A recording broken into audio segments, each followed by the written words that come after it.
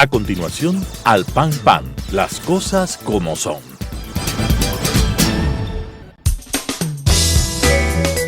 Clasificación B, bajo supervisión de un adulto.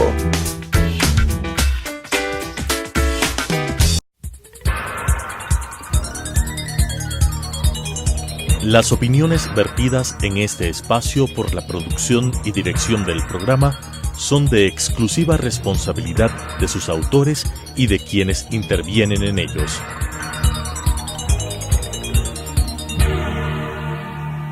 Telesucesos Canal 29 UHF presenta Al Pan Pan, las cosas como son. Coyuntura y calidad de la democracia con la conducción de Patricio Aro. Al Pan Pan, las cosas como son. Cordiales saludos a la gran audiencia de Telesucesos Canal 29, el canal diferente.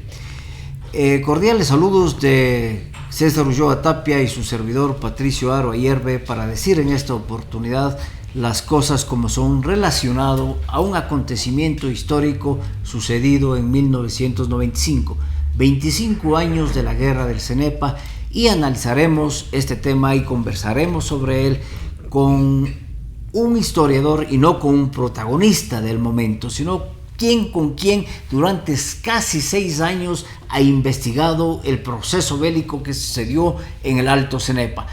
Ha investigado en el Perú, ha conversado con los combatientes peruanos, ha investigado en el Ecuador y ha conversado con los combatientes ecuatorianos. Es Jenner Vaquero. Jenner es ingeniero, es historiador, es músico y es académico. Jenner ha escrito ya 2 obras sobre la guerra del Cenepa: De la Cruz al Trueno, La Batalla de las Américas, su primer volumen, y La Batalla por Tiwinza, el segundo volumen. De esta manera damos la más cordial bienvenida a Jenner Vaquero. Jenner, bienvenido. César, bienvenido. Gracias por acompañarnos a decir las cosas como son. Muchísimas gracias a toda la audiencia que nos sigue todos los días miércoles a las 10 de la noche por el canal 29 Telesucesos. El conflicto del Cenepa se cierra el 26 de octubre de 1998 después de que en Itamaraty los países garantes, junto con la voluntad de los gobiernos de Ecuador y Perú, después de que pasa por las funciones legislativas de los dos países, cerrar una herida que venía a los dos países de alguna manera en un estado de confrontación permanente. El conflicto con el Perú ha tenido varios momentos: 1942, protocolo de Río de Janeiro, luego las escaramuzas que se producen en el gobierno de Roldós. Recordemos que ahí eran los 3 puntos en conflicto: Paquilla, Machinaza y Mayaicu, y luego en 1995 se produce el conflicto en Tiwinza. Ahí se hace famosa la Cueva de los Tallos. ¿Qué ha significado este conflicto? ¿Qué significa la paz? ¿Cómo se puede contar la historia de un conflicto que venía desde el 42, se cierra en el 98, pero en el 95 tiene su punto más efervescente, donde en estos días el Ecuador ha recordado una gesta heroica, donde el ejército ecuatoriano hizo su parte por defensa de la territorialidad del Ecuador? Historiador, usted trata de contar un lado distinto de la historia. ¿De qué se trata? ¿En qué consiste? Ya 25 años de 1995, ¿qué podemos decir a los ecuatorianos y a las ecuatorianas?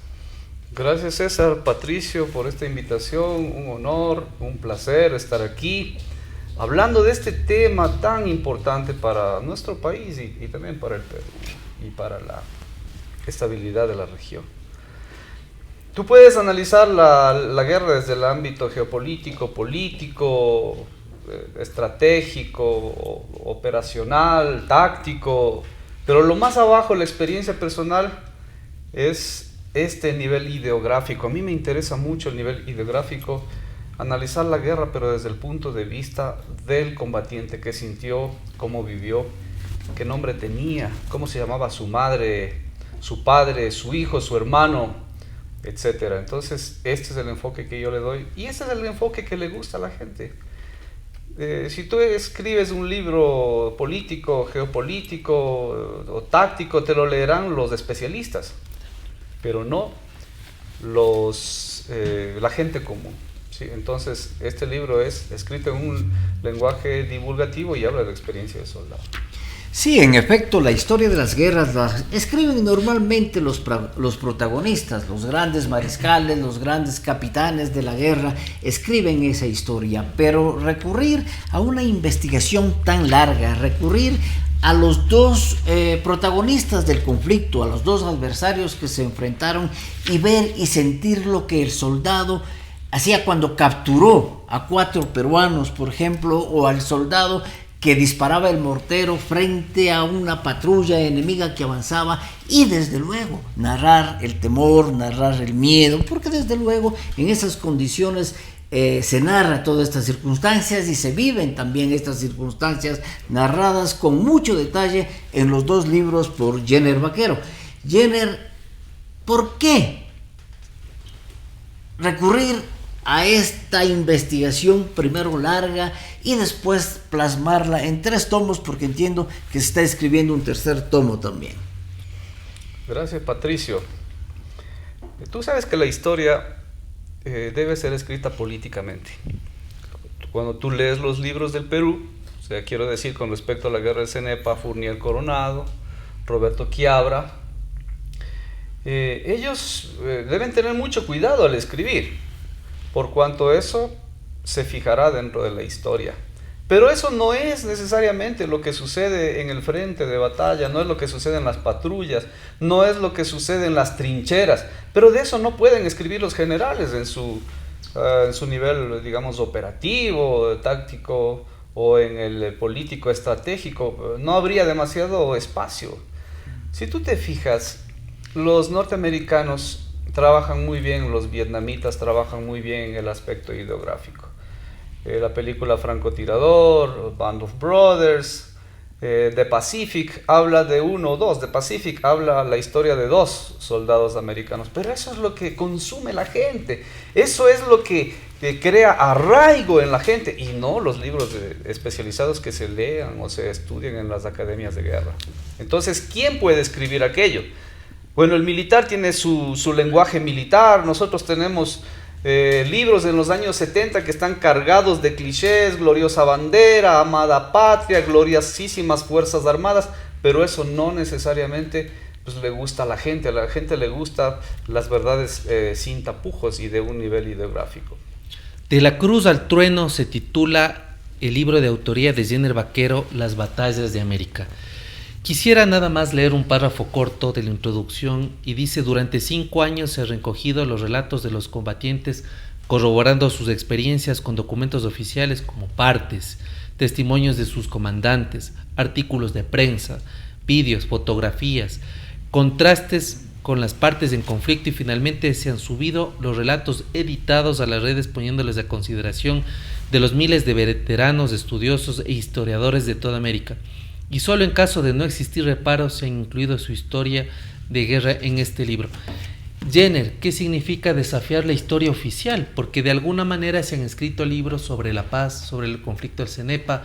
Tenemos libros de autoría del ex canciller Francisco Carrión, tenemos un aporte de el ex canciller Ayala Lazo, tenemos algunos libros que desde el discurso oficial o desde el rol gubernamental que estos actores cumplieron en el proceso, sobre todo el 98, han relatado lo que es el conflicto. Esta es una versión, si se cabe el término, transgresora, que trata de darle otra historia a lo que fue el conflicto del Cenepa, Jenner. Bueno, en realidad, al principio había dicho que el nivel en el que tú puedes describir es el nivel ideográfico. ¿Qué es lo que hace Gabriel García Márquez cuando escribe el libro sobre Simón Bolívar? Creo que se llama El otoño del patriarca, Patricio. El otoño del patriarca. Sí. Entonces él recoge los últimos momentos de Simón Bolívar, pero eso no quiere decir que desacredite a otros libros como de, por ejemplo, Rumazo y otros más acerca del tema. Pero García Márquez hace literatura, y yo creo que esto no está en el plano de la literatura. Bueno, es narrativa también. Y pero estos son hechos reales. Absolutamente reales, pero tú sabes que un parte de guerra no se puede simplemente colocar ahí para que sea digerible. Hay que editarlo, ¿cierto? O sea, hay que arreglar párrafo a párrafo, y esa edición son miles de horas. No simplemente cogemos el parte y lo colocamos ahí, porque no sería digerible para la gente. Lo que hacemos nosotros es editar junto con el protagonista.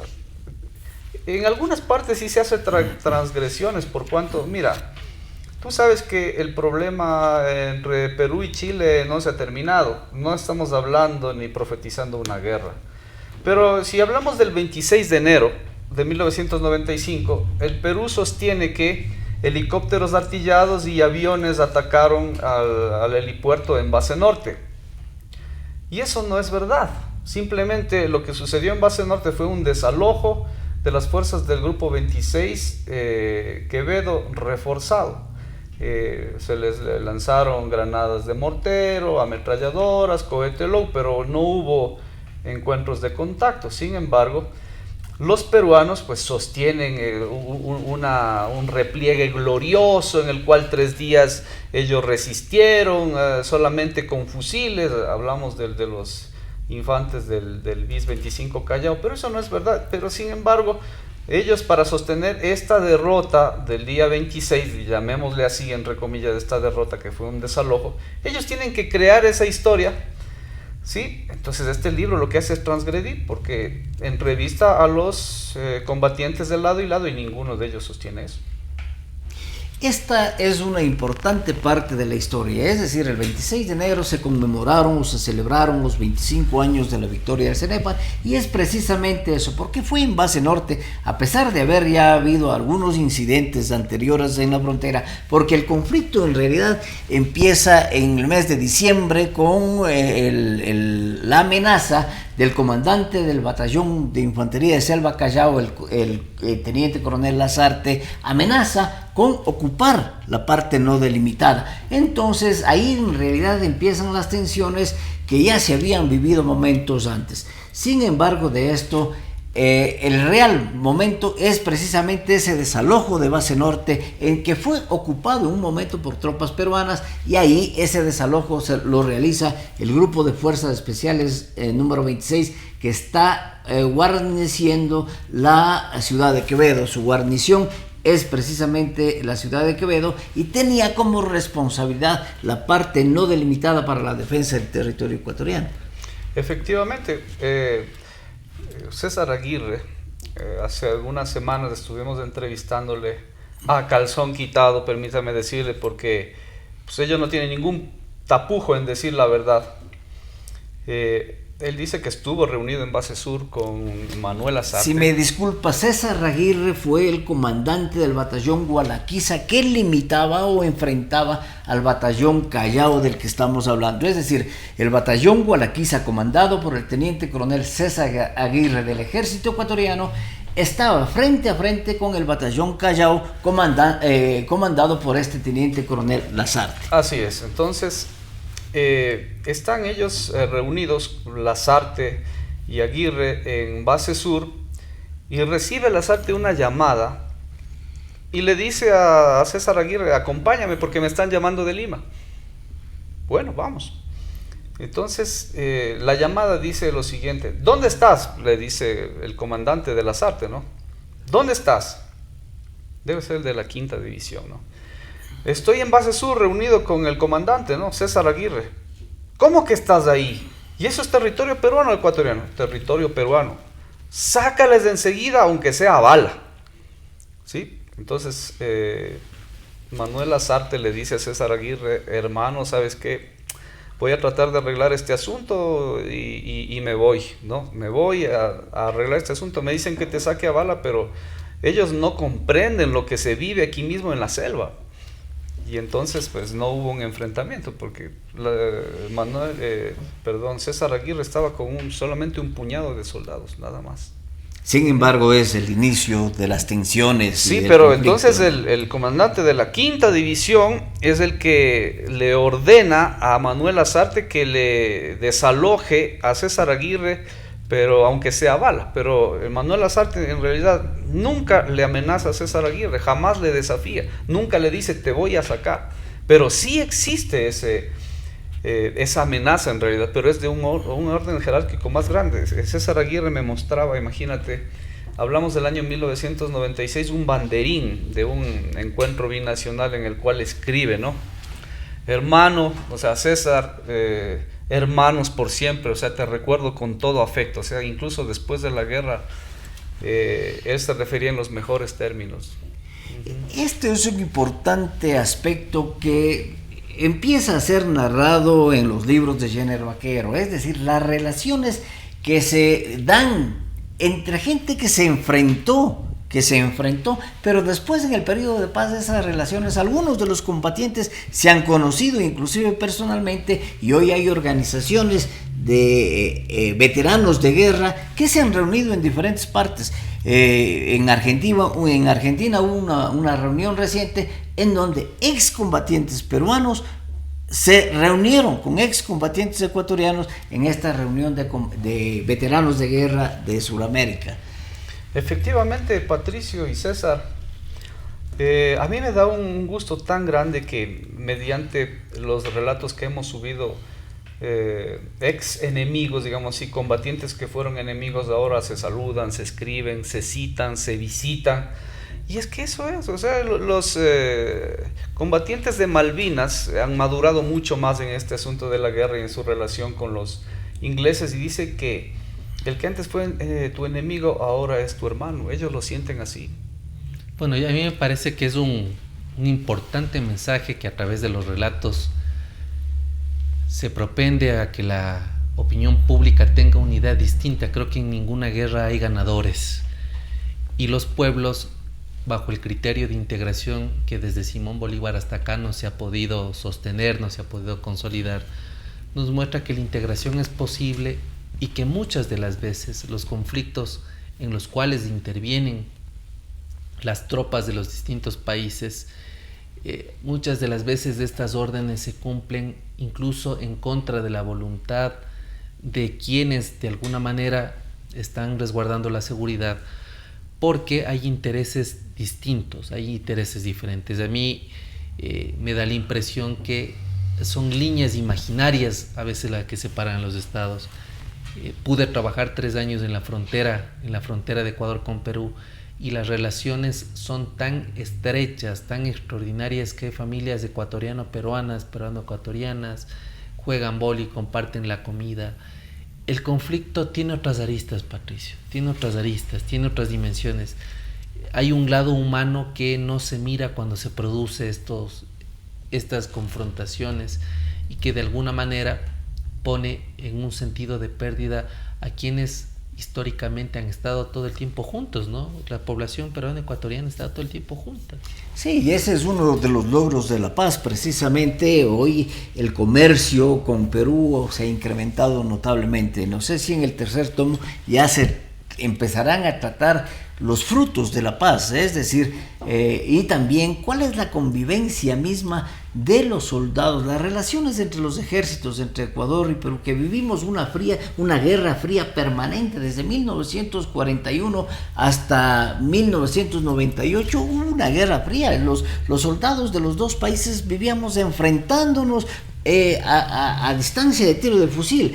Entonces eso se ha superado notablemente. Las relaciones, bien es cierto, especialmente en la zona donde fue la guerra del Cenepa, en la zona no delimitada, en el sector de Teniente Ortiz, por ejemplo, habían inclusive las canchas internacionales de fútbol, porque jugaban los soldados del un lado versus los soldados del otro en una cancha de fútbol cuyo límite o cuya división estaba exactamente en el límite político internacional.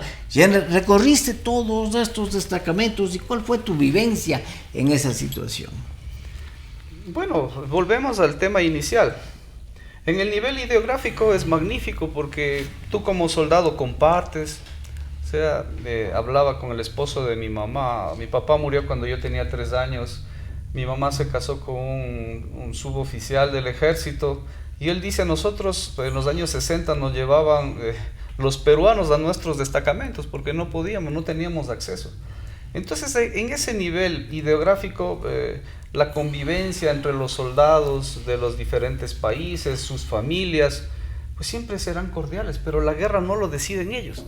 Por eso no tiene sentido que el 5 de julio de 1941 un grupo de agricultores tabacaleros peruanos, asistidos, cuidados por los soldados peruanos, y esos lugares vigilados por los soldados ecuatorianos, se haya generado la guerra del 41 ahí. No tiene sentido una guerra que se inicia en el nivel ideográfico, no tiene ningún sentido.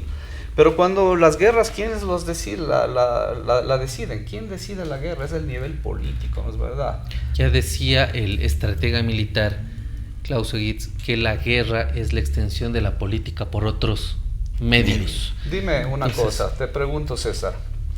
El día 9 de enero de 1995, 4 soldados infiltrados, entre esos un teniente peruano, es aprisionado por una patrulla de la COE 21 que estaba comandada por Cristóbal Espinosa. ¿Qué hacer con ellos que acaban de descubrir el dispositivo de la COE 21? Los fusilamos, los mandamos a Tiwinza, los sacamos del CENEPA, los devolvemos. ¿Qué hacemos? ¿Quién toma esa decisión? No es Cristóbal Espinosa. Solicita al teniente coronel Luis Aguas, comandante del grupo 26 reforzado que estaba cerca de Coangos, pero él no puede tomar esa decisión. Él pregunta a Paco Moncayo, comandante del TOT, y él al ministro de Defensa, y el ministro de Defensa al presidente. No es que la guerra lo hacen los soldados en el frente, simplemente porque me caes mal o cualquier cosa y te meto balas, sino es ese nivel político. No, en efecto, inclusive hay un adagio que dice que en la guerra se enfrentan jóvenes que no se conocen y que no se odian porque están mandados por viejos que se conocen y que se odian. Entonces, eso es lo que sucede. Eso, el nivel político, como bien lo decía César, la guerra no es otra cosa que la continuación de la política por otros medios, y eso lo decía Clausewitz, pero en el caso ecuatoriano vivimos, repito, una larga guerra fría que felizmente cesó en el 98.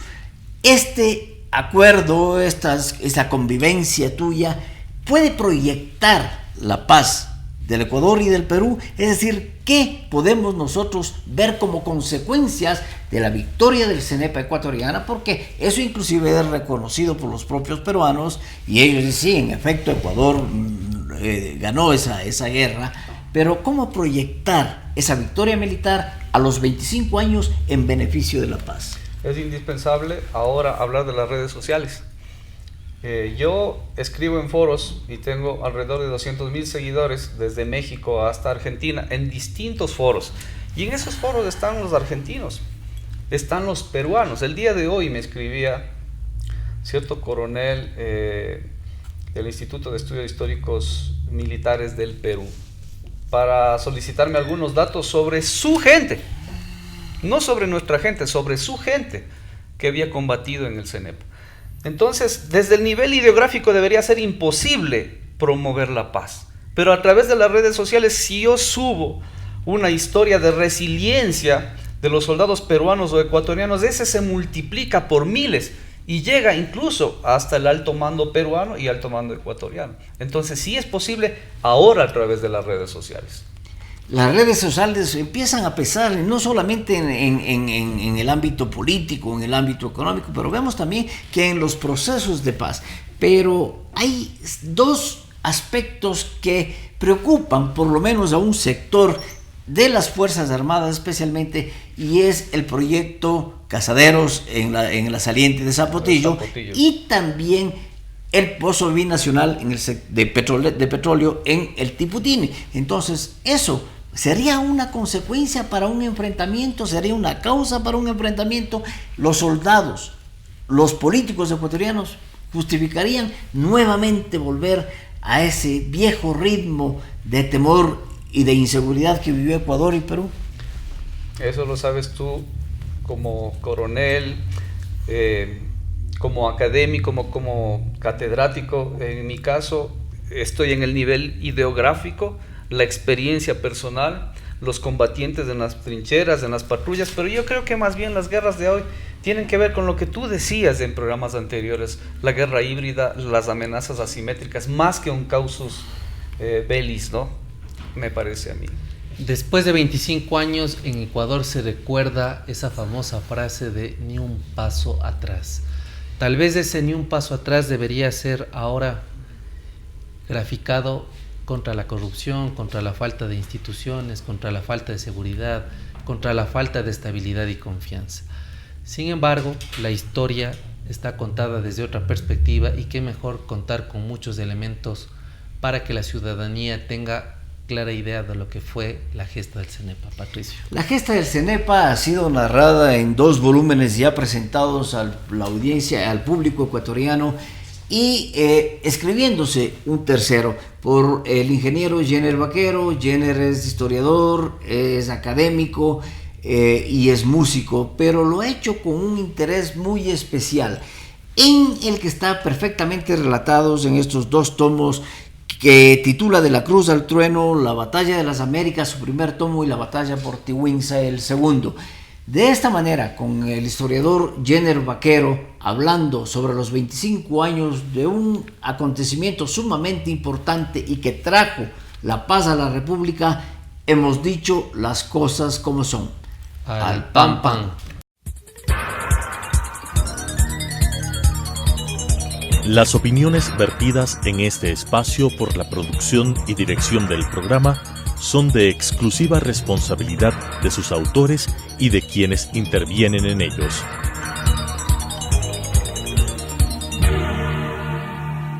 Telesucesos Canal 29 UHF presentó Al Pan Pan, las cosas como son. Coyuntura y calidad de la democracia con la conducción de Patricio Aro. Al Pan Pan, las cosas como son.